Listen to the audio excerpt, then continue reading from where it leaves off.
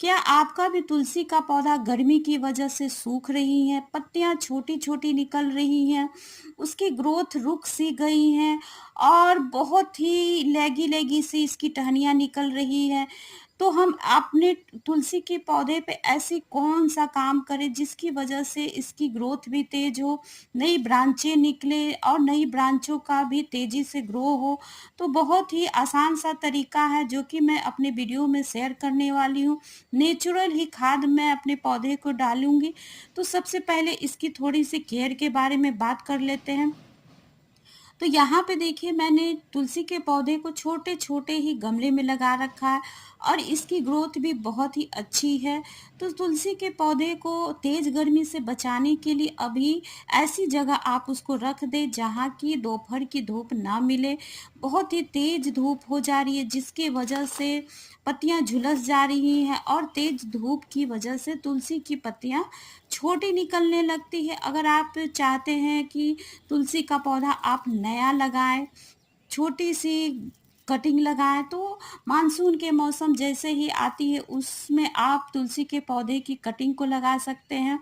और अभी कोकोपीट में इसके बीजों को जब हल्के हाथों से इस तरीके से मिट्टी में भी डाल देंगे तो बहुत ही तेज़ी से ग्रो कर जाएगा। बस मिट्टी में आप नमी बनाए रखेंगे तो बहुत ही तेज़ी से और जल्दी नया आपके पास तुलसी का पौधा हो जाएगा। तो सबसे पहले चलिए इस पौधे पे ऐसा कौन सा काम करना है जिससे कि पौधे अपनी एनर्जी को बचा कर रखे और गर्मी में अपने आप को यह सुरक्षित रखे, अपनी जो ग्रोथ है उसको बना कर रखे। तो इसके लिए सबसे पहले जो बीजें बन चुकी है या हरी हैं या सूख चुकी है उनको सबसे पहले इस तरीके से कट करके हटा देना है ताकि पौधे की जो एनर्जी है वह अपनी बचा सके और इस गर्मी में अपने आप को सबसे पहले अभी बचाने में लगाएगा। इस तरीके से जब हम इन बीजों को हटा देंगे तो इनमें से नई ब्रांचें निकलेगी और बहुत ही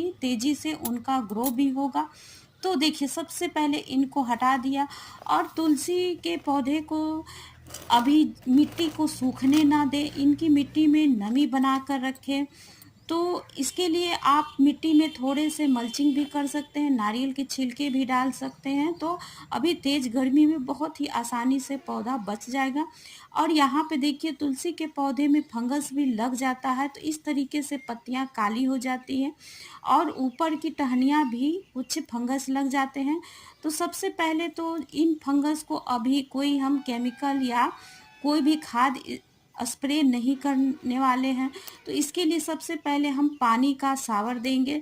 जब हम सुबह शाम पानी डालते हैं तो इन पत्तियों पे तेज पानी का शावर देंगे तो जितने भी फंगस पत्तों पे अंडे हैं कीड़े के वो ख़त्म हो जाएंगे इस प्रकार से। तो पौधा बहुत ही नेचुरल तरीके से हमारा सुरक्षित हो जाएगा फंगस से। ये सारे फंगस ख़त्म हो जाएँगे। अगर नहीं भी साबर से ख़त्म होते हैं तो इन पे आप राख का छिड़काव कर दें तो इस तरीके से बहुत ही आसानी से इस पर से फंगस ख़त्म हो जाते हैं। और देखिए जितने भी फंगस लगे हुए पत्ते या टहनियाँ थे उनको मैंने हटा दिया है। तो इस तरीके से पौधा आगे चलकर हेल्दी हो जाएगा। जब हम शुरुआत में ही इस तरीके से ढूंढ कर पत्तियों से फंगस को हटा देते हैं तो पौधा हेल्दी बना रहता है।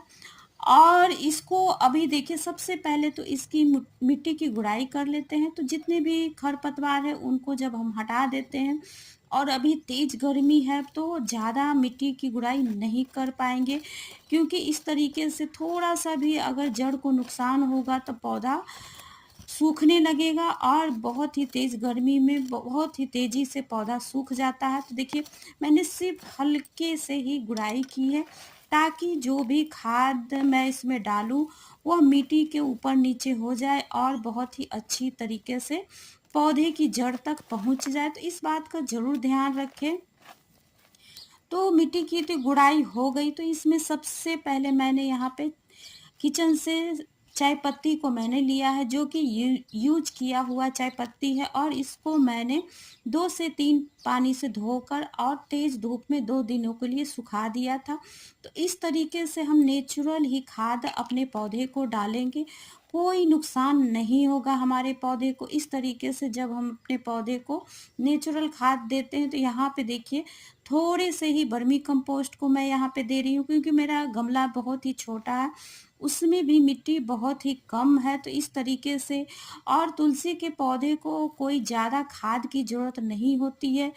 जब भी मिट्टी को बनाएं तो 50% गार्डन सॉइल और वर्मी कंपोस्ट या गोबर की खाद जब हम शुरुआत में ही मिट्टी में दे देते हैं, तो तुलसी के पौधे को बार बार हमें खाद देने की भी ज़रूरत नहीं पड़ती है। बहुत ही अच्छी ग्रोथ होती है धीरे धीरे तुलसी की। और देखिए इस तरीके से हल्दी पाउडर को जब हम मिट्टी में डाल देंगे, तो हल्दी पाउडर नेचुरल खाद का भी काम करेगा, और जितनी भी मिट्टी में फंगस लगे होगा वो भी ख़त्म हो जाएगा। तो इस तरीके से हम सारे खाद नेचुरल ही डाल रहे हैं। अगर आप दूसरा तरीका भी करना चाहते हैं, तो इस तरीके से थोड़ी सी हल्दी पाउडर मिट्टी में इस तरीके से मिला भी सकते हैं, तो पौधा बहुत ही हेल्दी रहेगा।